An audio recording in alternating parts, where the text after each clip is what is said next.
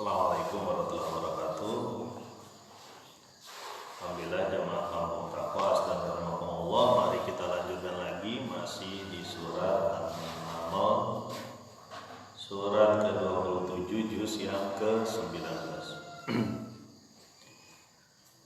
Kemarin kita sudah sampaikan bagaimana Allah Subhanahu wa taala menyatakan dalam surat ini ada seseorang yang mempunyai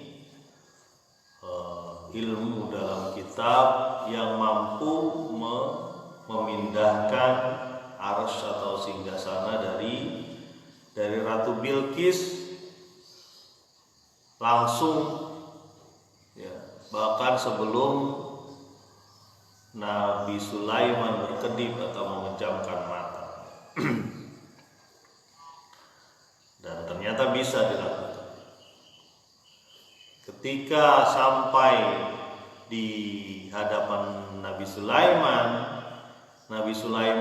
mengatakan bahwa ini adalah ujian dari Allah, ini adalah pemberian dari Allah, sekaligus merupakan ujian apakah Nabi Sulaiman bersyukur atau ingkar. Disampaikan juga bahwa bersyukur akan kembali lagi kepada dirinya, sementara jika ia ingkar, Allah tidak butuh kepadanya karena Allah maha kaya, maha ghani, maha kaya dan maha mulia. Itu yang kemarin kita sampaikan. Mari kita lanjutkan di ayat yang ke-41 surat An-Naml, ayat yang ke-41. Bismillahirrahmanirrahim. Qala nakiru laha arsyaha nanzur atahtadi am takunu minal ladzina la yahtadun.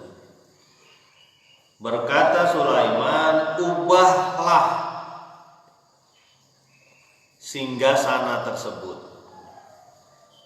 singgasana dari Ratu Bilqis, dan kita perhatikan bagaimana apakah dia mengenalinya atau tidak mengenali.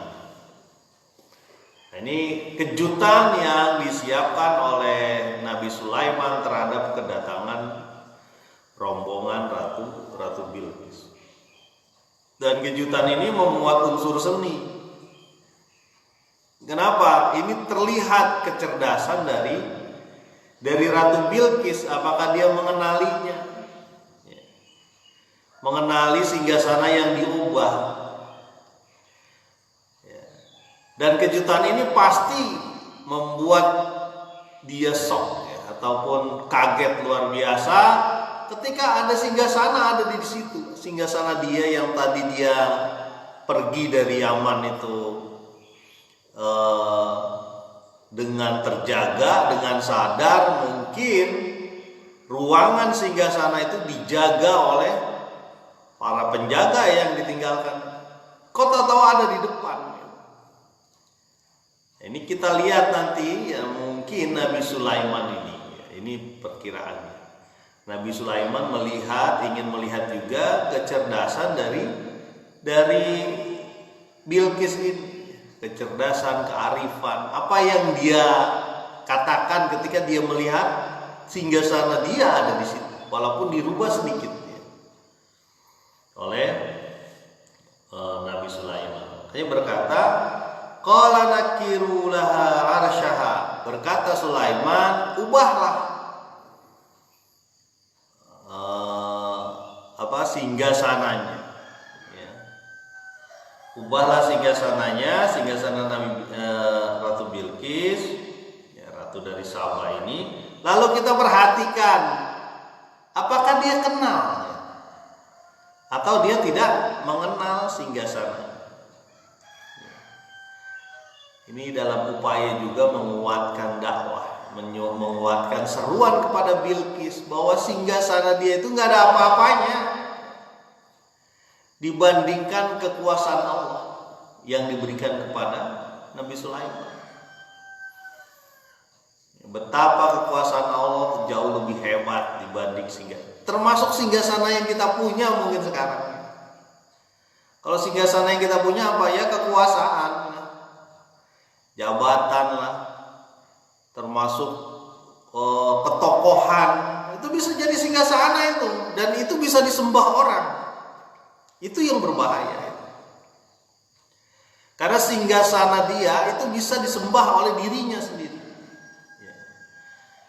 Kenapa? Karena singgasana menunjukkan bahwa kemapanan dia dalam ekonomi, kemapanan dia dalam sosial. Banyak orang yang nggak mau masuk Islam, nggak mau berbuat kebaikan gara-gara gengsi. Saya kan inilah, masa sih yang nyeru juga anak-anak muda tuh. Kita nggak sekolah gitu, era tuh disuruh-suruh. Wah ini. Biasanya begitu tuh, perubahan tidak terjadi atau sulit terjadi pada orang yang punya singgasana, punya kekuasaan. Itulah yang dilakukan oleh Abu Jahal. Nanti jatuh dong harga diri kita. Masa kita temenan sama Bilal, sama Amr bin Yasir, dia budak-budak itu, pembantu-pembantu, hina dina. Kenapa kita harus sama dengan mereka? Kalau bahasa lain, kita kan tokoh masyarakat. Ya, mestinya dia ngomong dulu dong kalau ada perubahan apa-apa. Ya. Begitu tuh. Ini bukan apa ya, bukan menceritakan yang kita hadapi ya, tetapi di masyarakat begitu. Harus ngomong dulu ke ini, harus ngomong dulu ke ini. Kapan mereka bisa terbuka? Ya, saya juga pengalaman juga itu untuk ada suatu kegiatan yang ada tokoh masyarakatnya nggak mendukung, ya silakan, yang nggak dukung mah nggak dukung, jalan mah jalan terus gitu. Yang nggak dukung mah nggak, silakan, asal Anda tidak menolak aja. Kalau menolak kebaikan rame nih, gitu. Kan begitu biasanya tuh, karena singgasana biasanya itu membuat orang ada rasa sombong gitu ya. Ya ini berbeda dikit dengan kisah Sulaiman ya, tetapi biasanya singgasana itu simbol dari kesombongan biasanya gitu. Jemaah kampung Taqwa astagfirullah. Mari kita lanjutkan. Di ujung ayatnya disebutkan dia kenal atau enggak nih terhadap singgasana ini gitu ceritanya. Nabi Sulaiman itu membuat satu kejutan yang memuat unsur seni di sini. Ya. Ini banyak kisah-kisah yang memuat unsur seni di sini ya. Kemudian kita lanjutkan di ayat yang 42. Surat An-Naml. Falamma ja'at qila ahakadha arshuk qalat ka'annahu wa utina al-ilma min qabliha wa kunna muslimin. Dan ketika dia datang, rombongan ini datang, rombongan Ratu Bilqis ini datang. Qila hakadha arsyuk, dikatakan kepadanya, apakah ini singgasanamu? Apakah ini kursi kekuasaanmu yang kamu biasa duduki? Berkata dia, seolah-olah iya. Dan telah sampai kepada kami ilmu dari sebelumnya, dan kami termasuk orang-orang muslim yang berserah diri. Nah, ini perkataan di ujung-ujungnya, ini perkataan Bilqis. Kita lihat ketika datang, bayangkan oleh kita mungkin rombongan besar kerajaan Sabah datang ke kerajaan Nabi Sulaiman, sesuatu yang tidak pernah terfikir oleh mereka. Ada kejutan yang luar biasa, ada singgasana dia nempel di situ. Ini nggak kebayang, tak terfikir oleh dia. Ya. Tak terfikir oleh kita, mungkin nih kalau bahasa kita nih ya, ketika kita datang ke suatu tempat, kok ada rumah kita, persis rumahnya kayak kita. Maksudnya rumahnya depannya ada terasnya, apa namanya, kamarnya 2, apa namanya. Lalu ada gitu di depan kita, wah itu kagetnya pasti luar biasa. Kenapa ada di sini gitu baru di dalam hati ini untuk menyembunyikan kekagetan biasanya begitu. Kenapa dia ada di sini ya? Ini Nabi Sulaiman ini betul-betul ini ya apa namanya mengetahui ya sifat manusia. Sifat manusia kan suka dengan hal-hal yang menakjubkan. Suka tuh biasanya kita tuh. Kalau nggak menakjubkan, males itu. Makanya tukang obat tuh rame tuh. Oh, sekarang masih ada nggak tuh tukang obat? Ayo beli ini. Oh, baru banyak yang datang. Padahal yang datang itu teman-temannya juga. Ayo beli ini. Wah ini bagus buat pinggir jalan. Nggak tahu sekarang masih ada. Kalau nggak tukang obat, ini tukang jam atau tukang apa tuh. Ini bagus nih, ini. Temannya ngomong, itu beli aja bang, gini yang bagus tuh bang. Kemarin saya beli nih bang, ini saya beli juga nih bang, bagus bang. Adalah temennya juga itu. Manusia itu suka dengan hal-hal yang menakjubkan. Kembali lagi, ya. Ahakada arsyuk, dikatakan kepadanya,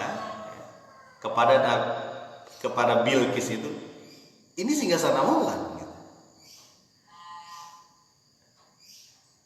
Setelah dia kaget, di dalam kekagetan itu ditanya itu dia, ini singgasanamu ya?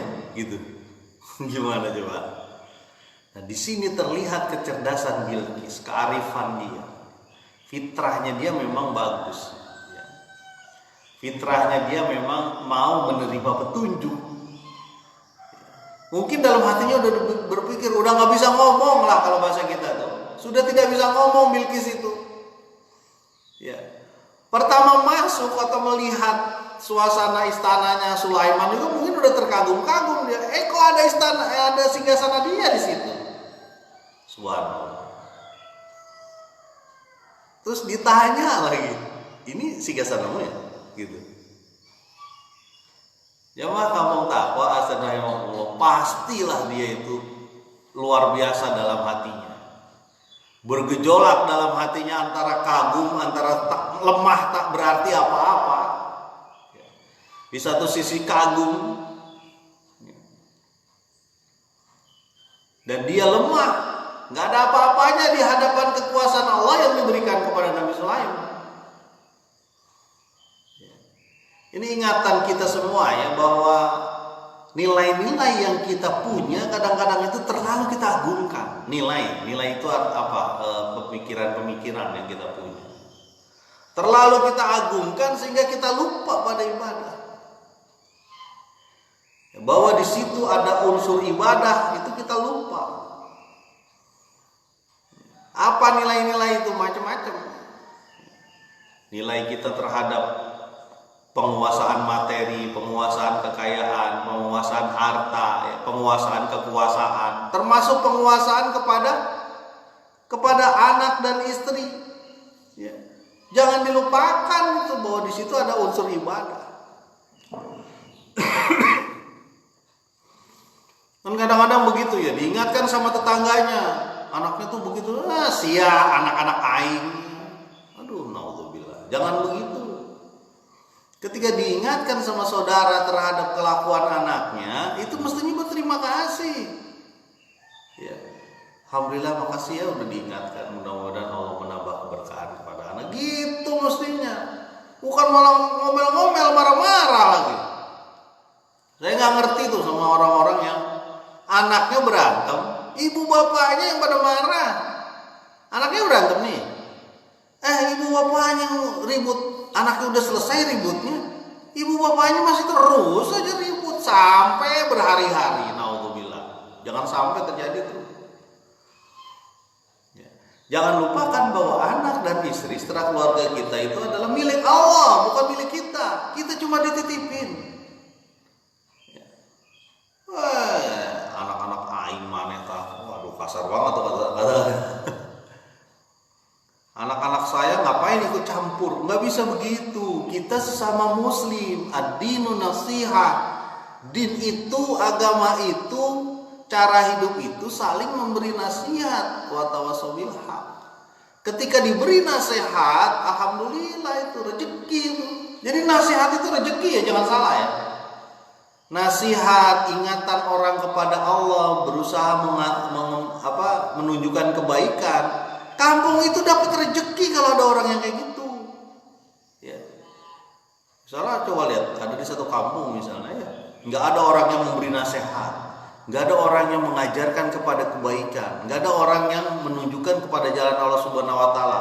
Itu kering rezeki itu kampung itu. Jadi jangan salah, rezeki itu tuh bukan cuma fulus aja, bukan cuma daun fulus doang, bukan cuma uang, bukan. Ya. Bisa sholat berjamaah itu rezeki. Bisa sholat ke masjid, ke musola itu rezeki. Bisa mendapatkan rizki yang halal itu pun rezeki. Ya. Jadi kadang-kadang kita suka nilai-nilai ini terlalu kita agungkan. Sehingga dia lupa bahwa di situ ada unsur ibadah, ada hak-hak Allah di sana. Kalau harta ada hak-hak orang yang nggak mampu di sana. Kalau keluarga, anak dan istri itu ada hak-hak mereka, harus kita tunaikan. Kita lanjut lagi ya. Jadi berkata dia, siapa? Ratu Bilqis ini berkata bagaimana? Qalat ka'annahu, berkata Bilqis, ya, seolah-olah iya deh gitu. Ini bahasa saya. Kalau bahasa dia itu seolah-olah itu singgasanaku. Nah ini apa kecerdasan? Kenapa kecerdasan? Dia menyembunyikan kekagumannya dengan mengatakan ya nggak membenarkan dan tidak menolak gitu. Tidak membenarkan dan tidak menolak. Jadi iya seolah-olah iya tuh kayak gitu. Gitulah kira-kira gitu. Ya, ini kecerdasan Bilqis terlihat ya seperti itu. Ya. Jadi Nabi Sulaiman tuh ya memang punya kemampuan lah untuk melihat seperti itu ya. Jadi Ratu Bilqis ini tidak menolak dan tidak mengiyakan gitu ya. Kita juga pastilah terpesona lah dengan keadaan seperti itu. Seperti itu contoh lah misalnya rumah yang kelihatan nama kita tuh kelihatan tuh rumah tuh. Kalau rumah nyampe rumah kita datang ke tempat wisata gitu misalnya, terus ada rumah kita persis dengan rumah itu dirubah sedikit aja catnya. Pas kita bilang ini rumah kita ini cuma ditambahin catnya begitu.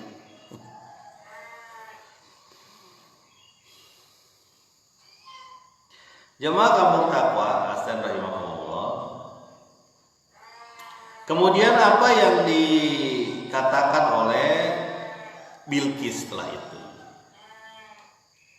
Wa utinal ilma min qabliha wa kunna muslimin. Dan sudah datang kepada kami ilmu pengetahuan dari sebelumnya dan kami adalah orang-orang yang muslim yang berserah diri. Artinya apa? Bisa saja pengetahuan tentang aras yang pindah itu udah dikasih tahu lebih dulu ya. Atau bisa saja Bilqis itu sudah penuh pengetahuannya tentang kerajaan Sulaiman. Ya pastilah namanya kerajaan kan, kalau datang raja ke satu tempat pasti diutus dulu orang kan. Diutus dulu atau dicari berita siapa sih nih orang nih yang sampai kita udah nggak bisa memberikan apa-apa, kasih hadiah dia nolak. Berarti orang ini hebat betul. Berarti orang ini begitu kuat kekuasaannya. Harta yang demikian banyak yang kita berikan sebagai hadiah ditolak mentah-mentah, dibalikin lagi, bahkan kita diancam. Kalau datang kerajaannya habis lah kita. Ya. kelar hidup lu, kira-kira begitu. Nah, makanya Bilqis mengatakan sudah datang pengetahuan kepada kami dan kami termasuk orang-orang yang berserah diri. Berserah diri kepada siapa? Kepada Allah. Nanti kita lihat di bawah. Ada kejutan-kejutan lain yang disampaikan oleh Nabi Sulaiman terhadap Ratu Bilqis. Dan kejutan itu tidak mungkin terjadi kecuali atas izin Allah Subhanahu wa taala. Apa kejutan selanjutnya? Mudah-mudahan kita akan ceritakan lagi. Mudah-mudahan bermanfaat. Subhanakallahumma wa bihamdika asyhadu an la ilaha illa anta astaghfiruka wa atubu ilaik. Assalamualaikum warahmatullahi wabarakatuh.